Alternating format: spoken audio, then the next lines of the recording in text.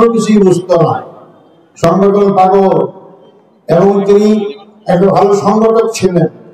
আজকে জামাত ইসলামী দেখতে পাচ্ছেন, এটা তাদের রক্তে গড়া, তাদের গায়ের ঘাম দিয়ে রক্তে গড়াই আজকে জামাত ইসলামী। এটা হঠাৎ করে এত বড় সংগঠন জামাত ইসলামী হয়নি। আমাদের অতীত ইতিহাস ভুলে না যায়। আমাদের মহামতিউর নিজামী একই অপরাধীকে ফাঁসি দেওয়া হয়েছে, কামরুজ্জামান, আব্দুল কাদের মোল্লা, মিকা শেওয়ারি সবাইকে ফাঁসি দেওয়া হয়েছে। আরো 5 জন ভাই কেন্দ্রীয় নেতা গোলাম আজম, সাইদি সাহেব সহ তাদেরকে বিনা চিকিৎসাতে থানায় হত্যা করা হয়েছে। একটা দলের যদি 10 জন কেন্দ্রীয় নেতাই দুনিয়া থেকে বিদায় হয়, যারা দুনিয়া থেকে বিদায় দিয়ে মনে করেছে ইসলামী আন্দোলনকে স্তব্ধ করা যাবে, তারা বুকার স্বর্গে বাস করেছিল। আজকে জামাত ইসলামী এমন এক পর্যায়ে গিয়েছে, মানুষ আশা করছে আগামীতে জামাত ইসলামী জনগণের খেদমতের সুযোগ পেতেও পারে। সংগ্রামী ভাই বন্ধুগণ, যে রক্তে ভেজা মাটিতে, সবুজের ঘাস চক্রের মাটিতে শহীদদের রক্ত পড়ে, সেই রক্ত অবশ্যই কথা বলে এবং কথা বলবে ইনশাআল্লাহ। আজকে হোক কালকে হোক বাংলাদেশ ইসলামের ঝান্ডা উড়বে ইনশাআল্লাহ। ইনশাআল্লাহ ইসলামী সমাজ কায়েম হবে। আমরা কি চাই? আমরা মানুষের ভাগ্যের পরিবর্তন চাই। আমরা সন্ত্রাস মুক্ত বাংলাদেশ দেখতে চাই। আমরা চাঁদাবাজ মুক্ত বাংলাদেশ দেখতে চাই। আমরা মানুষের প্রয়োজন আইন বাদে আল্লাহর আইন দেখতে চাই। আমরা আমাদের দেশকে নিজেরাই শাসন করবো, কারো আধিপত্য শক্তির হাতে আমার দেশকে তুলে দেব না। এই স্বাধীন বাংলাদেশ দেখতে চাই আমরা। এটাই আমাদের নেতাদের আজীবন স্বপ্ন ছিল। আমাদের সময় এসেছে সেই স্বপ্নকে বাস্তবায়ন করার জন্য। আজকে আমরা জামাত ইসলামী, অন্য ইসলামী দল এবং দেশপ্রেমিক দল নিয়ে আমরা আজকে আন্দোলন করছি। একটা সুষ্ঠু, অবাধ, নিরপেক্ষ, সকলের কাছে গ্রহণযোগ্য এবং সমস্ত ভোটার উপস্থিতির মাধ্যমে একটি সুষ্ঠু নির্বাচন করার জন্য। সেই নির্বাচন করতে হলে 24-এর গণবিপ্লবের মধ্য দিয়ে যে পরিবর্তন হয়েছে, সেই জুলাই সনদে আমরা সবাই স্বাক্ষর করেছি।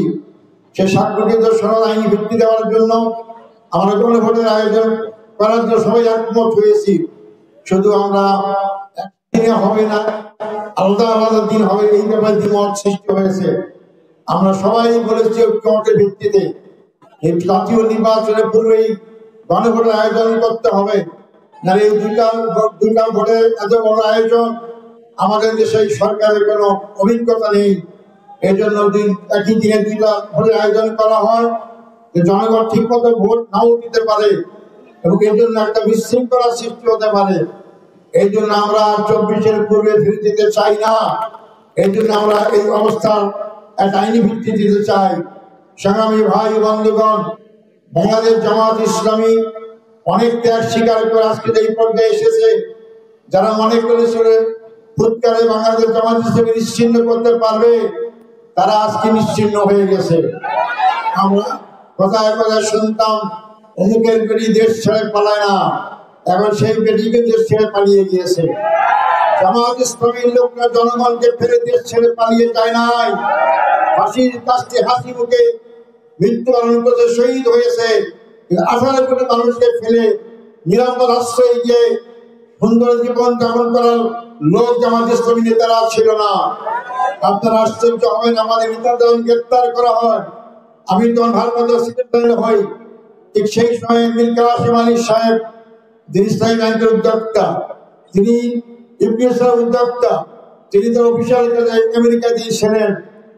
অনেকে পরামর্শ দিয়েছেন আপনি আসবেন না, আপনার নেতাদেরকে গ্রেপ্তার করা হয়েছে, আপনি আসলে আপনাকে ফাঁসি দেওয়া হতে পারে।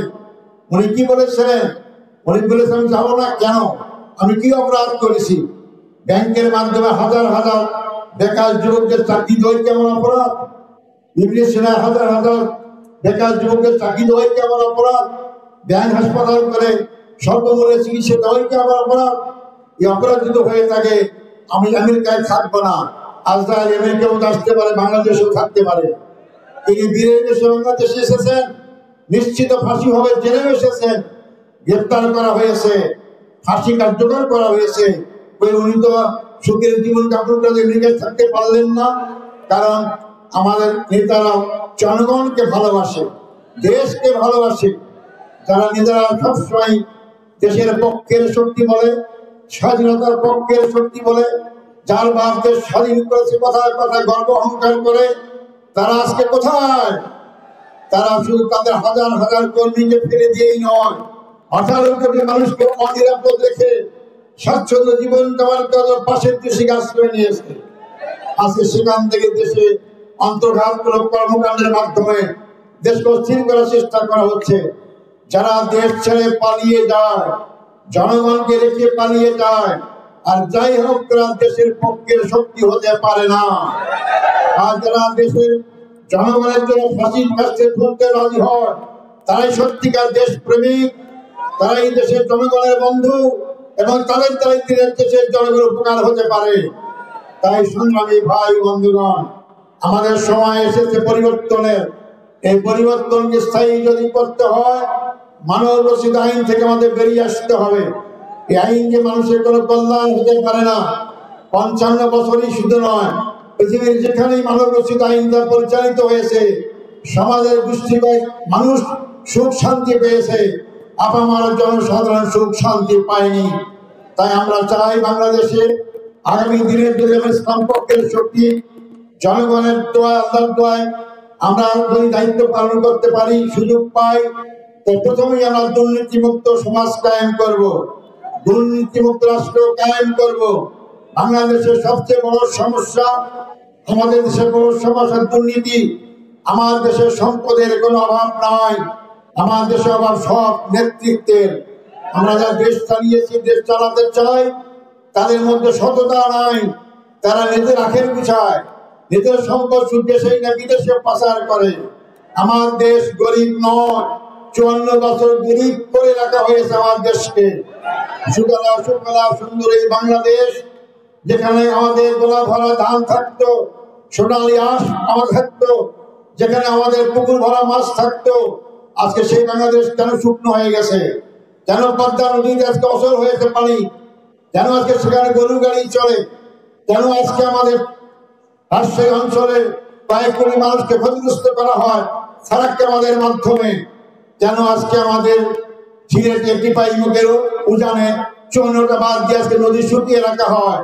যখন পানির দরকার হয় না তখন পানি আমাদের ছেড়ে দেয়, আর যখন পানির দরকার হয় তখন তারা পানি আটকে রাখে। এর দ্বারা প্রমাণ হয় 54 বছরের স্বাধীনতার বাংলাদেশের বন্ধু হিসেবে ভারত পরিচয় দিতে পারে নাই। তারা আমাদের শোষণ করেছে। আমরা ভৌগোলিক স্বাধীনতা পেয়েছি, কিন্তু 54 বছর রাজনৈতিক স্বাধীনতা আমাদের ছিল না, সাংস্কৃতিক স্বাধীনতা আমাদের ছিল না। ইমানাকিদা নষ্ট করা হয়েছে।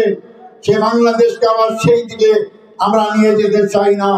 তাই আমরা ক্ষমতায় গেলে, দায়িত্ব পেলে দুর্নীতিমুক্ত রাষ্ট্র কায়েম করব। আমরা দুর্নীতি করি না তার বড় প্রমাণ এই আপনাদের এলাকার সন্তান আলী হাসান মুজাহিদ দায়িত্বগুলো জোর জোর 2001 সাল থেকে 6 সাল পর্যন্ত আমরা বেগম যে নেতৃত্বে ক্ষমতায় ছিলাম, উনি তখন সমাজ কল্যাণ মন্ত্রী ছিলেন। আমাদের আলী হাসান মহোদয়ের আগের নেতা আমাদের মুজিবুর রহমান আমির, তিনি শিল্প মন্ত্রণালয় ছিলেন, কৃষি মন্ত্রণালয় চালিয়েছেন। ফাঁসি দেওয়া হয়েছে সে 54 বছর বস্তা বাঁধা নতুন নাটক সাজিয়ে মিথ্যা মামলা দিয়ে হত্যা করা হয়েছে। কিন্তু দীর্ঘ সময়ে 5 বছর মন্ত্রিত্ব থাকা অবস্থায় আওয়ামী লীগ এবং মহিউদ্দিনের দায়িত্ব গ্রহণ করার পরেও এই কয়েক বছরে তারা এই 2 মন্ত্রী থাকা অবস্থায় রাষ্ট্রীয় কোষাগার থেকে 1 টাকা আত্মসাৎ করেছে, কেউ অভিযোগ করতে পারে নাই। অতএব সেই নেতাদের দল আমরা করি, সেই নেতাদের আমরা কর্মী। আপনারা আশা করতে পারেন আমরা যদি সেই দায়িত্ব পাই, আমরা অবশ্যই সততার সাথে, দক্ষতার সাথে আমরা দুর্নীতিমুক্ত রাষ্ট্র কায়েম করতে পারবো। আর দুর্নীতিমুক্ত রাষ্ট্র কায়েম করতে পারলেই বাংলাদেশের অভাব অভিযোগ থাকবে না। এই বাংলাদেশ যে গরিব দেশ তার বড় প্রমাণ, 15.5 বছরে বাংলাদেশ থেকে 27,000 লক্ষ কোটি টাকা বিদেশে পাচার করা হয়েছে। এই টাকা তো বাংলাদেশ থেকে গিয়েছে। গরিব দেশের টাকা কোথা থেকে পেল? তারা বাংলাদেশের গরিব বানানো হয়েছে। এই যে টাকা দেশ থেকে থাকতো, পাচার না হতো, বাংলাদেশ সিঙ্গাপুর কেন, সিঙ্গাপুরের চেয়ে অনেক অনেক উন্নত করতে পারতাম আমরা। আমাদের ছেলেরা গরিব মানুষের জায়গা জমি বিক্রি করে বিদেশে চাকরি করতে যায়। আপনাদের অঞ্চলে অনেকে আমরা পত্রিকার খবর দেখি নৌকা ডুবিতে মারা যায়। আজকে সেই সম্পদ দেশে বিষাক্ত। আমাদের দেশের ছেলে থেকে চাকরি করতে বিদেশ যেতে হতো না, বেকার সমস্যা সম্পূর্ণই দূর হতো, বরং বিদেশ থেকে আমাদের দেশের লোকরা চাকরি করতে আসতো। সংগ্রামী ভাই বন্ধুগণ, সেইভাবে আমরা দেশকে করতে চাই। শুধু দুর্নীতিমুক্ত করলেই বাংলাদেশে কোনো অভাব থাকবে না, কোনো বেকার সমস্যা থাকবে না ইনশাআল্লাহ। জামাত ইসলামী ক্ষমতায় গেলে আমরা জাকাতের আইন চালু করব। বাংলাদেশে 92 ভাগ মুসলমানদের এই দেশ। আমরা ফজর আজান শুনে ঘুম থেকে জেগে উঠি, এশার নামাজের পর আমরা বিছানায় শুতে যাই। সেই আজানের দেশে, সেই মসজিদের দেশে আমরা কোরআনের শাসন চালু করতে পারি নাই। এটা আমাদের দুর্ভাগ্য। আগামী দিনে আমরা সুযোগ পাই, জাকাতের আইন চালু করলে আমরা হিসাব করে দেখেছি প্রতি বছর ব্যাংক থেকে 50,000 কোটি টাকা আদায় হতে পারে। এ টাকা যদি আদায় করা যায় 3 থেকে 5 বছরের মধ্যে বাংলাদেশে জাকাত খাওয়ার লোক খুঁজে পাওয়া যাবে না ইনশাআল্লাহ। সেই লক্ষ্যে জামাত ইসলামী অন্য ইসলামী দলের সাথে ঐক্য হয়ে আমরা কাজ করার চেষ্টা করছি।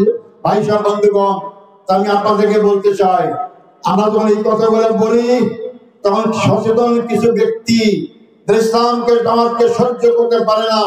তারা বলে বেড়ায় দুইটা কথা। একটা বলে যে এই জামাত ক্ষমতাকে নারীর কোনো স্বাধীনতা থাকবে না, তাদেরকে বোরখা পড়তে হবে, চাকরি করতে দেওয়া হবে না। সম্পূর্ণ মিথ্যা কথা। বর্তমান আমি জামাত ঢাকা শরীফ রহমানের স্ত্রী, একজন ডাক্তার, মেডিকেল কলেজ চালান, একটা মেডিকেল হাসপাতাল চালান। উনি কি ঘরে বসেই চালান? নবশিগেই চালান।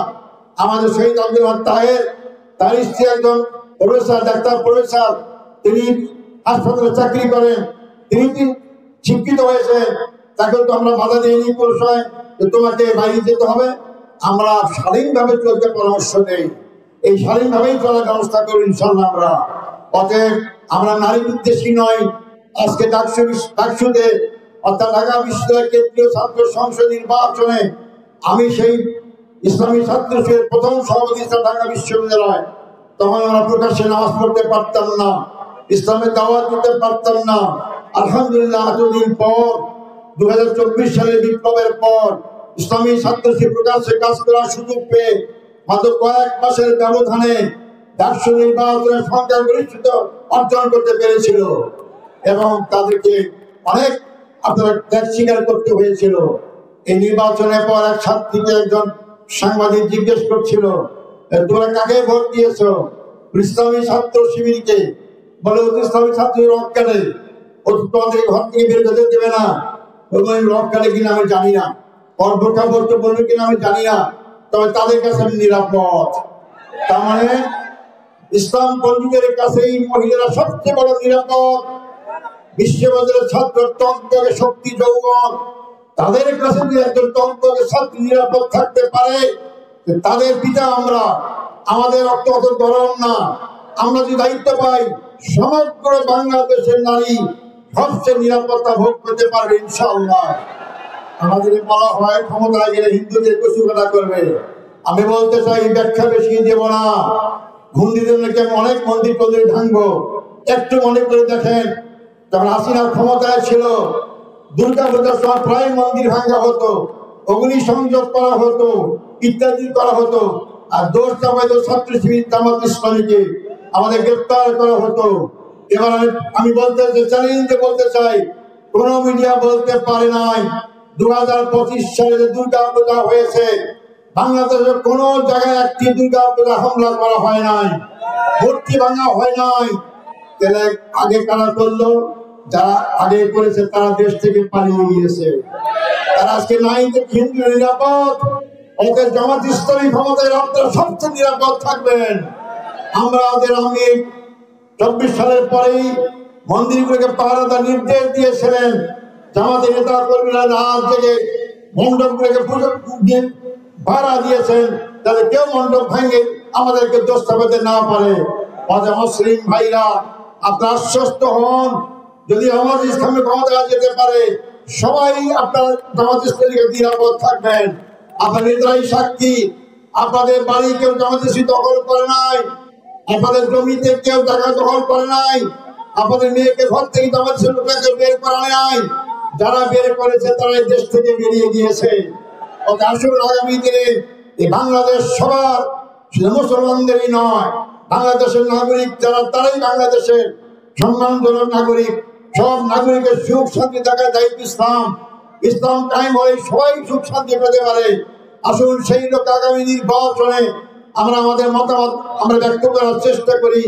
এবার নির্বাচন শুধু ক্ষমতা বদল নির্বাচন নয়, এবারে নির্বাচন আদর্শিক পরিবর্তন নির্বাচন, এবারে নির্বাচন সন্ত্রাসমুক্ত বাংলাদেশ গড়া নির্বাচন, এবার নির্বাচন আধিপত্যবাদী শক্তির হাত থেকে সম্পূর্ণ মুক্ত হয়ে স্বাধীন সর্বহ বাংলাদেশ মাথা উঁচু করে দাঁড়াবার নির্বাচন। সেই নির্বাচন আমাদেরকে জনগণকে এগিয়ে নিয়ে আসতে হবে। গণজোয়ার সৃষ্টি হয়েছে, আমি যত জায়গায় গিয়েছি গণজোয়ার সৃষ্টি হয়েছে। এই গণজোয়ার দেখে অনেকে আবল তল করা শুরু করেছেন, অনেক জায়গায় হামলা করা শুরু করেছেন।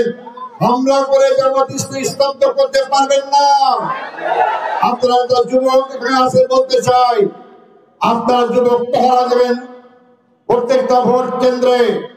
আপনারা পাহারা দেবেন ভোট চুরি করার জন্য নয়, ভোট ডাকাতি করার জন্য নয়।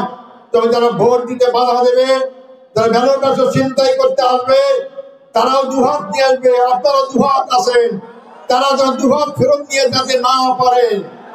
আমরা কোনো ভোটাধিকার নষ্ট করতে দেব না ইনশাআল্লাহ। আমরা জীবন বাজি রেখে দুদিন চলে আসছি, আমাদের পাওয়ার চাওয়ার কিচ্ছু নেই। 10 জন নেতা দুনিয়া থেকে বিদায় নিয়েছেন। আমরা বাংলাদেশের সোনার বাংলা দেখতে চাই, আমরা বাংলাদেশ স্বাধীন বাংলাদেশ দেখতে চাই, আমরা বাংলাদেশ জনগণের ইমান আকীদা চেতনার বাংলা দেখতে চাই। সেই লক্ষ্যে আপনারা দাঁড়িপাল্লায় ভোট দিন। আপনারা সৌভাগ্যবান। আমার বন্ধু মানুষ, ঢাকা বিশ্ববিদ্যালয়ে একই বিভাগে পড়াশোনা করতাম, আব্দুল তাওয়াব ভাই, তখন হয়তো উনি একটু জাসদের সঙ্গে সম্পর্ক ছিল, অনেক অবদান আছে আপনাদের হাতে। এই ফরিদপুর শহরের এমপি প্রার্থী জামাত ইসলামীর পক্ষ থেকে আপনারা যদি মুজাহিদ ভাইকে ভালোবাসেন, মুজাহিদ ভাইয়ের যদি দরদ থাকে, মুজাহিদ ভাইয়ের প্রার্থী হিসাবে আব্দুল তাওয়াব ভাইয়ের পক্ষে কাজ করতে রাজি আছেন? আমাদের আরো 3 জন ভাই, আরো আমাদের 3টা আসনের ভাই এখানে একত্রিত হয়েছেন। আমাদের গোলাম সরার ভাই, সোহরাব হোসেন ভাই, ইনি একজন এমপি প্রার্থী। আর একজন আছেন ডক্টর মোহাম্মদ ইলিয়াস হোসেন, আর ডক্টর ইলিয়াস ভাই আমি ছাত্র সংগঠন করি, জাহাঙ্গীর ইউনিভার্সিটির সভাপতি ছিলেন ইনি, এবং একজন গোলাম সরার ভাই। কোথায় আপনি? এই 3 জন আর এই 4 জনকে আপনাদের রেখে গেলাম। এই রক্তে ভেজা শহীদের জায়গায় ফরিদপুর 2 জন ভাই সরাসরি শহীদ হয়েছেন। আপনার শহীদের রক্তের বদলা নিতে হলে এই 4 জন প্রার্থীকে জয়লাভ করাবেন ইনশাআল্লাহ। দাঁড়িপাল্লার জোয়ার আপনারা রক্ষা করুন। আপনারা ভোট সবাই দেওয়ার সিদ্ধান্ত নিলেই ওনারা জয়লাভ করতে পারবেন না। জয়লাভ করতে পারবে এরপর থেকে আপনারা আপনার চাচা ভাতিজা পিতা মাতা আত্মীয় স্বজন স্ত্রী ভাই বোন যারাই ভোটার এই 4টে আসনে সবার কাছে পৌঁছাবেন। না পারলে মোবাইলের মাধ্যমে যোগাযোগ করবেন। সম্মিলিত সভা প্রচেষ্টায় যদি দাঁড়িপাল্লায় মার্কায় ভোট পড়ে যে পরিবেশ সৃষ্টি হচ্ছে, আগামী 2 মাসের মধ্যে ব্যাপক ব্যবধানে ইনশাল্লাহ দাঁড়িপাল্লা মার্কায় জিতবে ইনশাল্লাহ। কেউ ঠেকাতে পারে ইনশাল্লাহ। আপনারা আওয়াজ তুলুন। জামাত ইসলামীর মার্কা কি ভাই? দাঁড়িপাল্লা। দাঁড়িপাল্লার পক্ষে জোয়ার সৃষ্টি করুন। আমি আপনাদের সবাইকে অভিনন্দন জানিয়ে আমার বক্তব্য নিয়ে শেষ করছি। আমার শক্তি শেষ। 14 বছর জেলে ছিলাম, আমার বাক শক্তি কেড়ে নেওয়া হয়েছে, জীবনী শক্তি কেড়ে নেওয়া হয়েছে। 7 বছর ফাঁসির ছেলে ছিলাম, সে দুর্বিষহ জীবন আপনাদের দ্বারা ফেরত আসতে পেরেছি। দোয়া করবেন বাকি জীবনটা যদি ইসলামের পথেই ব্যয় করতে পারি। আমার শহীদ আকাঙ্ক্ষা এখনো আছে, এই জীবন প্রতিশোধ দিয়ে যদি সাধন পালন করতে পারি, এই দোয়া কামনা করে আগামী দিনে আপনাদের ফরিদপুর আসনের 4টি আসনে আমাদের প্রার্থীকে দাঁড়িপাল্লা মার্কা ভোট দেওয়ার আহ্বান জানিয়ে আমার বক্তব্য শেষ করছি। আসসালামু আলাইকুম ওয়া রাহমাতুল্লাহি ওয়া বারাকাতুহু। দর্শক এতক্ষণ শুনছিলেন জামাত ইসলামের নায়েবে আমির আজহারুল ইসলামের বক্তব্য। আমরা এতক্ষণ ছিলাম জামাত ইসলামের আয়োজিত গণসমাবেশ থেকে। এখানে এটিএম আজহারুল ইসলাম কিন্তু নানান বিষয়ে কথা বলেছেন এবং তিনি সর্বশেষ ফরিদপুরের যে 4টি আসন, সেই 4টি আসনের যে জামাত ইসলামের মনোনীত যে প্রার্থী তাদেরকে পরিচয় করিয়ে দিয়েছেন এই উপস্থিত যারা আছে উপস্থিত সমাবেশের কাছে। এতক্ষণ আমরা ছিলাম ফরিদপুরের জামাত ইসলামের আয়োজিত গণসমাবেশ।